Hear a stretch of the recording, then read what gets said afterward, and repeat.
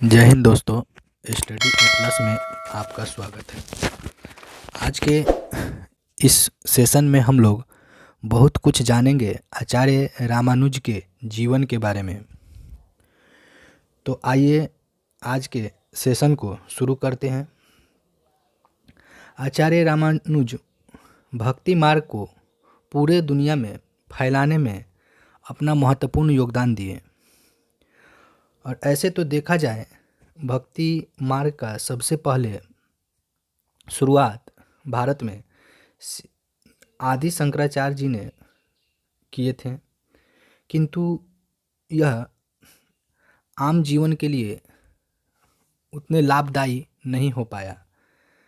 कारण था कि शंकराचार्य जिस भक्ति मार्ग का प्रचार प्रसार किए थे वो जनसाधारण के भाषा में नहीं था, लेकिन रामानुज के द्वारा जिस जनसाधारण के भाषा में भक्ति आंदोलन को प्रचार प्रसार किया गया वो जन जन तक पहुंच पाया।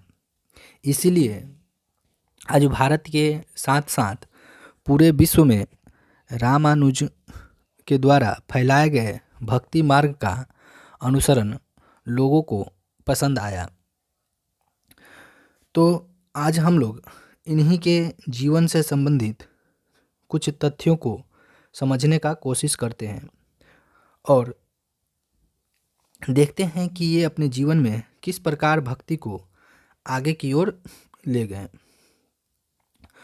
तो सबसे पहले हम लोग समझते हैं कि इनका जन्म साल 1017 में हुआ था और बचपन में इन्हें लक्ष्मण के नाम से जाना जाता है। और इसीलिए बहुत सारे विचारकों का ये धारणा भी है कि ये लक्ष्मण के वंशज हैं। इसमें कितनी सच्चाई है इस बात को हम नहीं बता सकते, लेकिन ये धारणा बना हुआ है कि रामानुज लक्ष्मण के ही वंशज हैं। ये तमिलनाडु के श्री पेरम्बदूर में ब्राह्मण परिवार में जन्मे थे। इनके पिता केशव भट्ट एक प्रख्यात पंडित थे, लेकिन पिता की छत्रछाया इनके जीवन के अल्प आयु में ही समाप्त हो गया और विवश होकर गृहस्थी जीवन में प्रवेश करना पड़ा। इनका विवाह 16 वर्षों की अवस्था में ही कर दी गई। गृहस्थ जीवन में रहकर ये समाज सुधार के लिए कार्य नहीं कर सकते थे, इसलिए ये अपने वैवाहिक जीवन को समाप्त कर भक्ति की ओर अग्रसर हुए और भक्ति के लिए सर्वप्रथम गुरु यादव प्रकाश से कांची में वेदाध्ययन किए।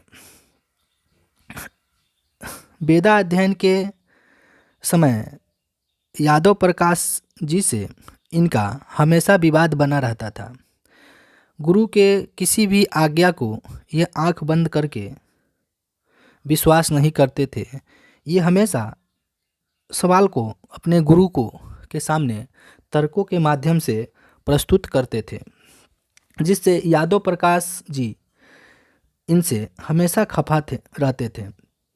और इसी के कारण कुछ अरसों के बाद गुरु के आश्रम से आचार्य जी को निकाल बाहर किया गया, किंतु ये यहाँ पर भी न रुके और अपने भक्ति को चरम ऊंचाई पर ले जाने के लिए आगे की ओर बढ़ते गए। ये कहीं से सुन रखे थे कि दक्षिण के गुरु जो हैं श्री यमुनाचार्य महाराज जी, वो बहुत ही महत्वपूर्ण ज्ञानों को अपने शिष्यों के समक्ष प्रस्तुत करते हैं। इसी के लालसा में वह दक्षिण की ओर अग्रसर हुए। दीक्षा प्राप्त करने की इनकी जो लालसा थी वो इन्हें इतना प्रेरित किया कि ये कोई भी बाधा को पार कर दक्षिण की ओर जाने के लिए तैयार थे। लेकिन जब तक ये दक्षिण पहुँचते, यानी यमुनाचार्य महाराज के आश्रम पहुँचते, उस समय तक उनकी देहांत हो चुकी थी। यानी गुरु यमुनाचार्य की देहांत हो चुकी थी। और जैसे ही ये वहाँ पर पहुँचे, गुरु की इस अवस्था को देखकर ये मंत्रमुग्ध हो गए। लेकिन ये अपने दीक्षा प्राप्त की जो लालसा थी उसे छोड़ ना पाए। इसमें कुछ किंवदंतियाँ भी हैं जिसे हम लोग आगे की क्लास में कभी समझेंगे।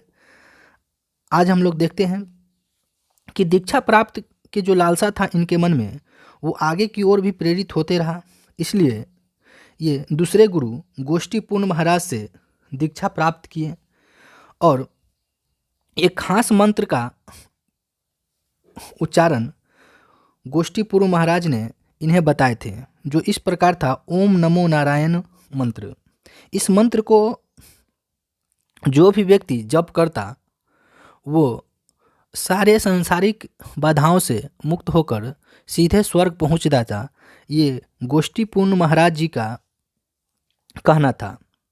इसलिए महाराज जी इसे आचार्य जी को गुप्त रखने के लिए कहें। किंतु जैसे ही रामानुज को इस बात का पता चला, उसने एक छत पर चढ़कर इस मंत्रों का जोर जोर से उच्चारण करके सभी जनसाधारण लोगों को स्वर्ग जाने का और सांसारिक बाधाओं से मुक्त होने का एक मार्ग प्रस्तुत कर दिए। इससे गुरु गोष्ठीपूर्ण महाराज जी बहुत क्रोधित हुए और रामानुज को अपने आश्रम से बाहर निकलने का आदेश दे दिया। इस पर रामानुज ने सफाई में कहा कि यदि मुझे इस कार्य के लिए नर्क भी भोगना पड़े तो मैं तैयार हूँ। यह बात सुनते ही गोष्ठीपूर्ण महाराज जी ने उन्हें गले लगाकर अपने आश्रम में पुनः स्थान दिए। रामानुज भक्ति मार्ग के समर्थन में अनेक टीका टिप्पणियाँ लिखे, जिसमें गीता, ब्रह्मसूत्र पर भाष्य लिखे और विशिष्ट अद्वैतवाद मत का प्रचार किए और नारा दिए वसुदेव कुटुंब। ये नारा आज इतना प्रसिद्ध हो चुका है कि जनसाधारण के मनों में ये बात बैठ गया है। हमारी भारत की एक परंपरा रही है कि हम लोग वसुदेव कुटुंब शब्द का पालन बखूबी करते हैं। जैसे कि हम लोग प्रधानमंत्री नरेंद्र मोदी जी को भी देखते हैं कि वो किसी भी विदेशी यात्रा पर जाते हैं और उन्हें जन संबोधन करने का कोई भी मौका मिलता है तो इस वसुदेव कुटुंब का बात वो जरूर करते हैं। इसका मतलब होता है कि पूरा विश्व एक कुटुंब है और हम उस कुटुंब का सागा संबंधी मित्र हैं। इसी को आचार्य रामानुज जी भी बहुत जोर शोर से उस समय फैलाए थे और लोगों के सामने वसुधैव कुटुंब शब्द का मतलब भी समझाए थे। इनके विचारों से अनेक भारतवर्ष के महान गुरुओं ने भी, महान कवियों ने, महान संगीतकारों ने भी प्रशंसा की, जैसे कि रामादास स्वामी, संत कबीर, मीरा भाई भी इनके इस भक्ति आंदोलन से इतने प्रभावित हुए कि इनके लिए अनेक टीका टिप्पणियाँ लिखे। लेकिन दुर्भाग्य की बात यह रही कि उनकी मृत्यु 1137 ईस्वी में पूरे 120 वर्षों की लंबी जीवन यात्रा के बाद हो गई। इसमें भी बहुत सारे धारणाएं हैं कि रामानुज ने अपने देहावसान को स्वयं ही छोड़े थे। तो आइए हम आपसे एक प्रश्न पूछते हैं कि भक्ति आंदोलन की शुरुआत किस शताब्दी में हुई थी? अगर आपको इस प्रश्न की जानकारी हो तो उत्तर अपने कमेंट बॉक्स में अवश्य करें। अब जानते हैं कि स्टैचू ऑफ इक्वालिटी खास क्यों है। आज इसी के विषय पर हम लोग जोर देंगे कि इक्वालिटी ऑफ जो भारत में निर्मित किया गया है वो खास क्यों है? तो इसकी जो स्थापना की गई है वो हैदराबाद के मुचिंतल क्षेत्र में किया गया है और जिन्ना चिन्ना जीआर ट्रस्ट के परिसर में 200 एकड़ में फैला हुआ इस क्षेत्र में स्टैचू ऑफ इक्वालिटी को स्थापित किया गया है। इस पर बहुत सारे विवाद भी देखने को मिला है। खैर, उस विवादों को हम लोग बाद के अध्ययन में पढ़ेंगे। अभी हम लोग देखते हैं कि इक्वालिटी की विशेषता क्या है। ऐसे तो भारत में बहुत सारे स्टैचू निर्मित किए गए हैं। हाल ही के दिनों में गुजरात में साधु वेद द्वीप पर एक सरदार वल्लभ भाई पटेल की 182 फीट ऊंची मूर्ति का भी नरेंद्र मोदी जी के द्वारा अनावरण किया गया था और आज फिर तेलंगाना में इसी प्रकार का एक स्टैचू का प्रतीक जो कि भारत में भक्ति आंदोलन को दर्शाता है, उसे नरेंद्र मोदी जी फिर से उद्घाटित किए हैं। तो इसका निर्माण के पीछे एरोसन कॉरपोरेशन जो कि एक चाइनीज कंपनी है, उसे कुछ भाग निर्मित करने के लिए दिया गया था। संपूर्ण मंदिर का जो डिजाइन है बाहरी और भीतरी, उसे भारतीय इंजीनियरों के द्वारा ही किया गया था, लेकिन इसके कुछ विशेष पार्ट को डिजाइन करने के लिए या उस पर आकृति प्रदान करने के लिए चीनी कंपनी का मदद लिया गया था, जो कि पूर्णतः चाइनीज कंपनी के अधीन नहीं है, मेक इन इंडिया के अंतर्गत ही है। तो हम लोग देखते हैं कि चीनी कंपनी को अगस्त 2015 में इसका निर्माण कार्य मिला था, केवल कुछ पार्ट को, संपूर्ण भाग को नहीं, और भारतीय इंजीनियर भी इसमें अपना योगदान दिए हैं। तो इस पर खर्च 1000 करोड़ आया है पूरा मिलाकर। इससे कुछ ज़्यादा भी हो सकता है, लेकिन अभी तक जानकारी 1000 करोड़ का ही है।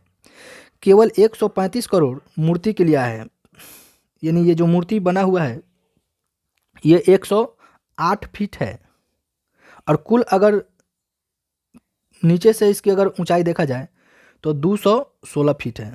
केवल मूर्ति की ऊंचाई 108 फीट है।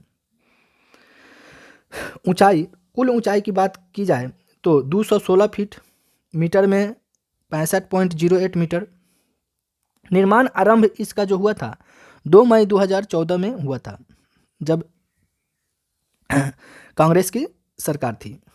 सामग्री इसमें लगा है इस्पात का फ्रेम, पंचलोहा।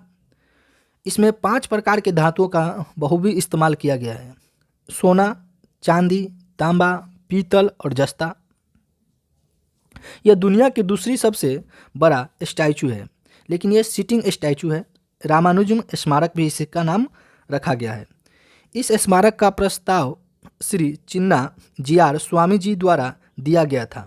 यह मंदिर का ट्रस्टी हैं। इन्हीं के द्वारा इस स्मारक का निर्माण के लिए पहली बार प्रस्ताव रखा गया था। दूसरी मूर्ति मंदिर के गर्भगृह में स्थापित की गई है, जो कि 120 केजी स्वर्ण से निर्मित है। इसमें केवल और केवल सोना ही है। रामानुजम अपने 120 वर्षों की जीवन यात्रा में, यानी 120 वर्ष के जो जीवन यात्रा उन्होंने भक्ति के मार्ग पर चलते हुए बिताए, उसी को ध्यान में रखते हुए इस मूर्ति का वजन भी 120 केजी रखा गया है। और भ्रमण यात्रा के समय उन्होंने वेदांत और वैष्णव धर्म का प्रचार बखूबी किए थे। यानी रामानुजम जो थे, रामानुज ये वेदांत और वैष्णव धर्म के प्रचारक थे।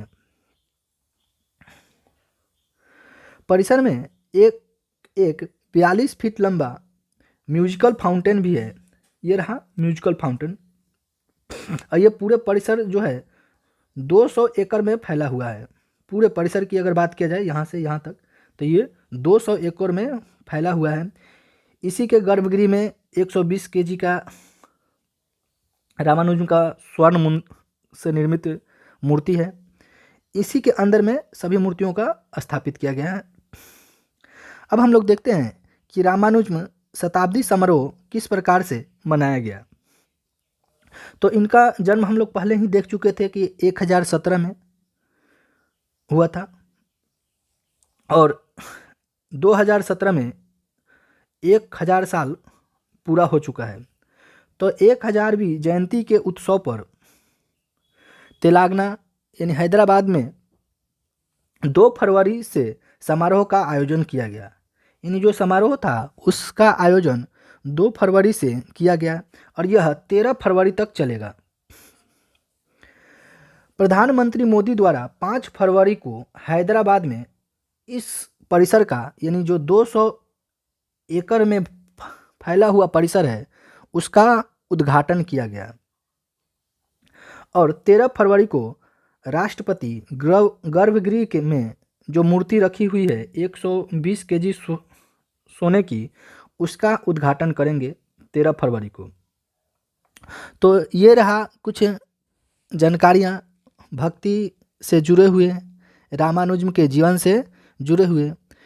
तो अगर आप लोग का डिमांड हो तो हम अगले वीडियो में इस मूर्ति से जुड़े हुए और बहुत सारे जो तथ्य हैं, जो विवाद है या इस मूर्ति के निर्माण में जो भी कुछ प्रयोग किया गया है उसका विस्तार वर्णन कर सकते हैं, अगर आप लोग कमेंट में इसे जानने की इच्छा रखते हैं तो जय हिंद दोस्तों। आज के लिए इतना ही। अगर आज के वीडियो आपको पसंद आया हो तो इसे शेयर अवश्य कीजिएगा और चैनल को सब्सक्राइब कर दीजिएगा ताकि इसी प्रकार के वीडियो आपको हमेशा मिलते रहे।